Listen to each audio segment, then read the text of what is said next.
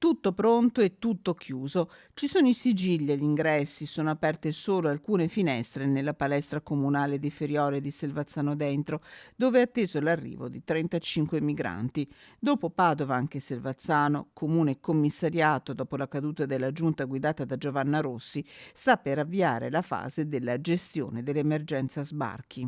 Con la mia giunta, con la mia amministrazione, abbiamo aderito al SAI, al sistema di accoglienza integrata.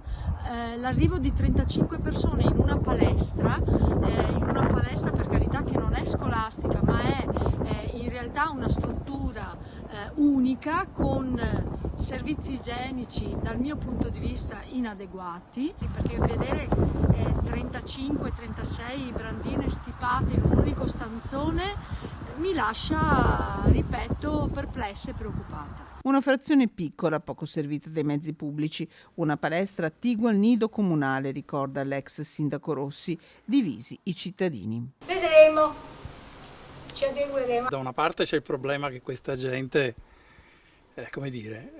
sicuramente cerca di fuggire da una situazione tragica, e dall'altra parte, poi questa cosa sarà pro tempore oppure sarà definitiva?